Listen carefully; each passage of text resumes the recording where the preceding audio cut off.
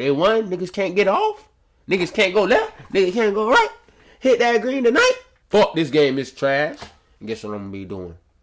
Putting it on their motherfucking head. 10 things I noticed that are the most important things I think in the entire Courtside Report. And then I'll end this video off with maybe explaining a few extra things or specific things. But a lot of stuff in this Courtside Report could high-key have its whole own video. So I might do that too. 2K is aiming for an elevated competition as well as authenticity and equality between each gen this year.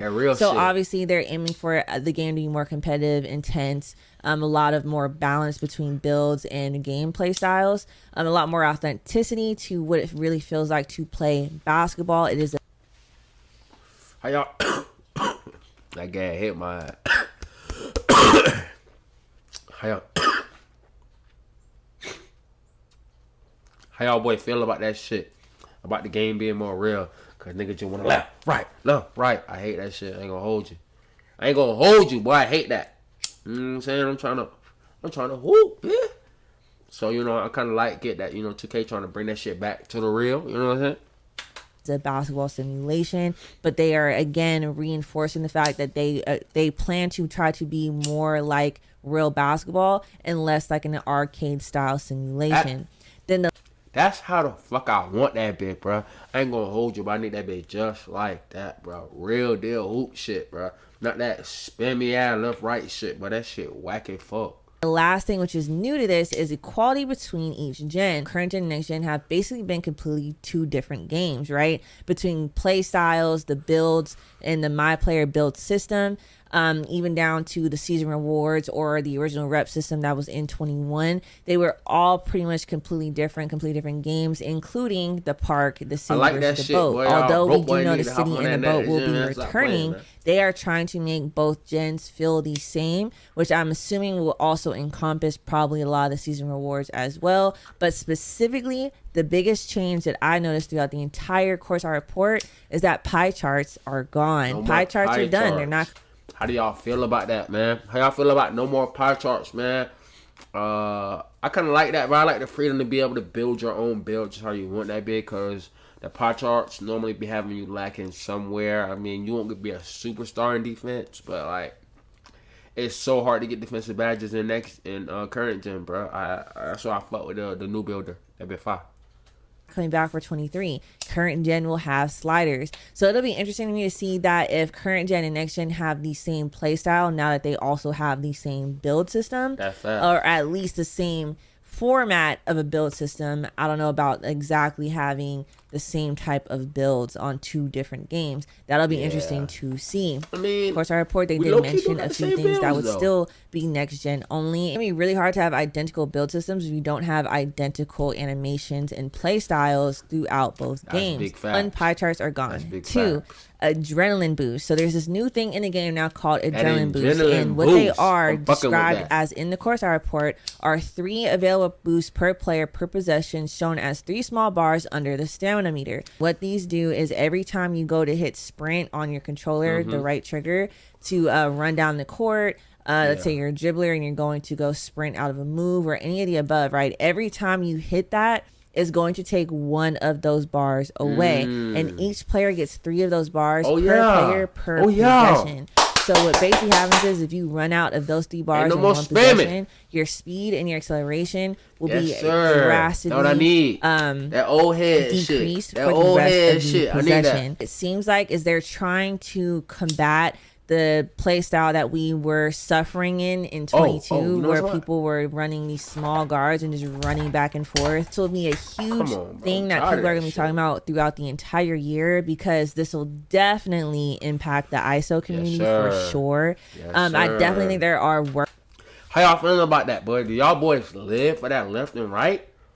Do y'all live for that left and right? Cause I hate that shit, bro. Like, bro, I hoop for real, bro, and the nigga not finna and just run away from me. What the fuck? That shit was corny as hell, but niggas love that shit. Shit too corny, bro. I hate that shit. workarounds. I don't think it's impossible to ISO with this, but it will be a lot harder. Third thing I noticed that really stood out to me throughout the entire course report is that there's a new badge system. Okay. So this year they're moving towards a tiered badge system. There are 16 badges per attribute category, 8 in tier 1, 4 in tier 2, and 4 in tier 3. Tier 1 badges are the least powerful for your player, but also cost the least amount of badge points. Costs go up as you climb the tiers and acquire the more impactful badges. The basic idea is that you'll need to equip a certain number of badges in the lower tiers before you can equip badges in the highest. Basically, what they're trying to attempt to do is make the more OP badges harder to equip and at the cost of not being able to use certain other badges. It's just going to give the cheesy niggas less way to be cheesy, bro. Because I play with IQ, bro. Like, you don't need the ball to help your team win, bro. You don't have to score, bro. You can put your teammates in position to score. Give them the best opportunity to score. You don't gotta go crazy on a nigga every play, bro. I hate that dumbass shit. And it encourages niggas not to play team ball. Like, yeah, you can. If you nice, nigga, go ahead, be nice. But come on, bro. It's a goddamn team sport, bro. Niggas sitting in the corner ain't doing shit. Come on, bro, get your teammates involved, man. New badges, bro. Niggas ain't gonna be able to stack all that cheesy ass shit. The small guards, it's still gonna be raw. But it ain't gonna be as cheesy, bro. And I'm fucking with it. Next gen only, man. Badges or forcing you to use other badges in order to equip it. Something new called core badges, which are 4 unique badge slots, 1 in each attribute category, that can be filled with badges that don't count towards your badge points. Each badge will have a challenge requirement that, once met, will allow the badge to be placed in a core slot. So I'm assuming this means that you can take any one of the badges that are within an attribute category and put it as your core badge. So like, let's say you're a center and you have your defensive badges and you want Hall of Fame rebound chaser. I'm assuming that you can get that and use that and challenge whatever challenge requirement that comes with, and turn rebound chaser into a core badge that doesn't count towards all your other badges. I could see the advantages of this, but I could also see the disadvantages of this, and I could potentially see the community reacting weirdly to this at first, and obviously like a lot of stuff that's in this course report, there's gonna have to be a lot of adaptation before they try to, you know, say the game is just bad. But I think this sounds, you already know, day one, niggas can't get off, niggas can't go left, niggas can't go right, hit that green tonight. Fuck, this game is trash. And guess what I'm gonna be doing? Put it on their motherfucking head. Cool as long as it's not broken. Like, as long as I don't feel like I just can't simply get certain badges that I do need or that I do want. Hopefully it is balanced like they are claiming it is. The fourth thing I noticed that was the huge change in the Corsair report is the takeover redesign. So basically they have redesigned takeover, but specifically team takeover. I didn't see them mention anything specifically about the new overall takeover, like your regular takeover. I think there's just a difference in what may or may not affect takeover in 22 and 21 in previous 2Ks. Team takeover could be accomplished by one player by themselves. Well, this year that's completely gone. Now, in order to get team takeover, there'll be one specific ball. Niggas be in the game, not doing shit all damn game. Niggas just in the corner, holding their dick. In the corner, holding their dick. Now, fuck, they got takeover. Man, that shit corny as hell. Nigga, you gotta earn your shit, nigga. Earn your shit. That is shared between everyone on your team.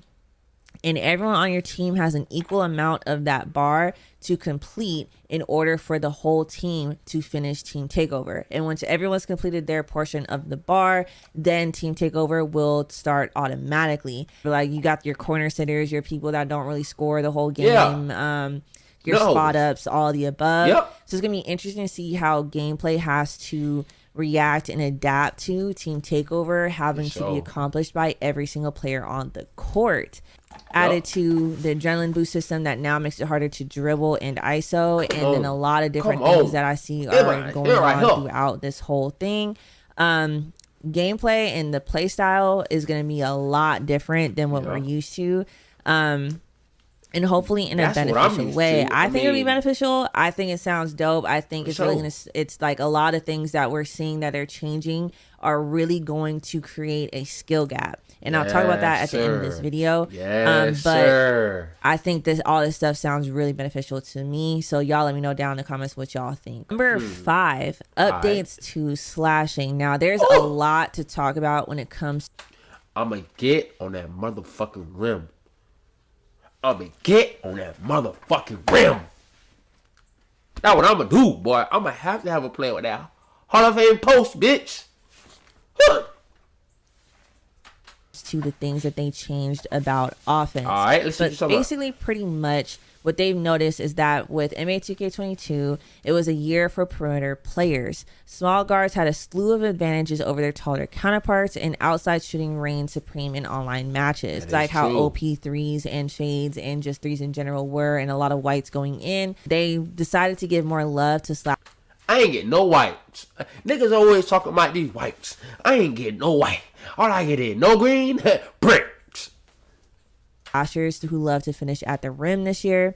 And so they expanded the tools for attacking the basket a lot in this course report. This is really what took up most of it and made it so long, I feel like. I'm not going to go into too much detail in this video, but basically it's a lot of new weapons for finishing, shooting, and ball handling. This year is really going to expose a lot of people. It's going to be a lot of things that are a lot harder to accomplish, that are not going to be automatic on animations, that you're going to have to know how to pull off. You're going to have to know how to trigger animations and which situations these animations actually work in. We could go on for days about all the changes they've made to slashing, but this stood out to me the most. So other than there being a lot of new layup packages, this stood out to me a lot.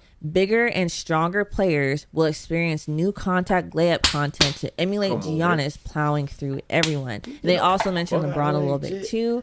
And so to me, this sounds like putting strength on your guards again, maybe making a small guard or a small forward or even a power forward, right? Because Giannis that has strength this year is going to be really important. And it's going to be really beneficial instead of all previous years where like having strength. For the fuck boys who like to just stand underneath the rim, and not guard me, I'm finna, fuck out my way, legit. On a guard or a power forward or any of the above was not necessarily beneficial, right? So I think that's really interesting. It's also probably going to have a lot of effect on centers. Now I think it's going to be really important to have strength, considering that a lot of players who are not centers are going to potentially also have strength. So that is something to think about for sure. Now I'll be making build videos, and I'm gonna make y'all the most broken center build on the game. I need that. But I also think I'll be playing guard this year. So, number 6, right? Tons of new animations. For quote in the course report, they did say over double any previous 2K to add more variety in the community. So there being a bunch of new animations, let's also talk about how the animation purchases will now be account bound rather than specific to one save file. So that is fire. I ain't gonna hold you, bro. Like, a nigga get tired of making the build and then I gotta buy. Nigga, I spend about a good 2,000 or 3,000 VC just getting the dunks, getting the crossovers for every motherfucking build. I can be putting that to more drip. I can be putting that to more attributes. You know what I'm saying? So that's fine. This year, once you buy an animation on one build, that animation is now considered purchased throughout all of your builds, right? Obviously, though, the new build would have to have the attributes in order to equip that animation. I think this is definitely a W on 2K's end for them to show us that they care about how we feel on the game more than the money they would make by not putting this in the game, right? So number 8, the number 8 thing that I noticed that is very important in this course report is delayed timing dash coverage overlay. So the coverage overlay they're talking about is your shot feedback. So when you turn on shot feedback and then you get that little box at the top that shows you slightly late, 20%, whatever, right? That as well as your green animation. So the green animation that pops up after you green a shot are both going to be delayed. It's going to wait till the ball gets close to the rim, and then it'll show you, oh, you green the shot, or your timing at the top of the thing. Now, their point for doing this was just to add more excitement back into the game and make people have to wait in order to finish the possession, which I think adds to, you know, the game being more authentic to real basketball. Number 9, the ninth thing I noticed is really important in the game is obviously going to be the changes in badges. So first, things that they took out the game are Chef, Hot Zone Hunter, Lucky 7, Set Shooter, Sniper, and Luminous Spot Up. Bullet Passer and Glue Hands are gone as well. Here are a few badges that are new that I'm looking forward to. Bully is a new badge, which is what it sounds like, right? It gives you a better ability to bully people, especially in the paint as a slasher. Mashers in a new badge, which is basically like increasing your ability to paint mash as a center. Agent 3, which is basically replacing Chef, but it also has a few things that I think make it better than Chef. Hand down, man down, which sounds amazing, and it reduces the impact of somebody putting their hand up, especially if they're not close enough to you. Anchor, Glove, and Challenger. Now, Glove and Challenger are two that I'm like, okay, that sounds great for like the locks, right? The Glove is like, it does two different things, and it's not just simply like pickpocket, right? So I think that's gonna be a badge that a lot of people love. And then Challenger as well is just something that's gonna add to your perimeter defense. And then lastly, Limitless Range is back. If you want to see all the new badges and all the things that they added, go read the courtside report. But these are the ones that stood out to me the most that I think that most people will be paying attention to. I ain't feel like all right, so last but not least, the 10th thing that I noticed throughout the entire courtside report is a skill gap, right? As you can tell based off of all the things I've mentioned and all the new additions, like the animations, the pro stick, and like all these new things that you can trigger, and if you know how to use it, are like really big changes to the game. I think we might have a real skill gap this year. Great guards will be great guards. Great centers will be... Niggas with that noodle gonna win. Niggas with that noodle gonna win. Not the swim me left, swim me right. Fuck no, not tonight, nigga. Great centers. Slashing will be OP, so defense has to match it. Like, this game is gonna test a lot of us. Hey, bro, every year I say this 2K my year, but bruh, this 2K is my year, boy. I'm telling you, boy, this 2K is my year, boy. Every single part of the game is getting updated, and based off all these descriptions, a lot of this stuff should create a huge skill gap. Everything I've talked about, everything also in the course report that I did not mention is all basically about the skill gap, and in creating a skill gap, like they said at the beginning, elevated competitive intensity. The niggas with that noodle gonna win this year. The niggas over right gonna quit this year. That's what we need. I don't know anything about the park or the city and the boat or like what they're changing. Obviously nothing about season rewards or any of those things or the above. Hey, them season rewards, not it, B. Right? But to me, a lot of stuff as far as gameplay goes, it sounds like a skill gap year. So, let me know what you guys think about the courtside report in the comment section down below. Alright, man, that's pretty much it for a video, man. You know what I'm saying? I just wanted to hit, my little bit of subs with the goddamn info, man. If y'all ain't get that video yet, man, push on to a new YouTuber, man, cause she is fine. Shit like that, man. Yeah, man, hit that sub button. Man, we coming to y'all with that content this year, man. We going up this year, man. Hey, man, I'm trying to get 100 subs, man. Bang that bitch, boy. Bang that bitch, bang that bitch, bang that bitch, man. Hey, man.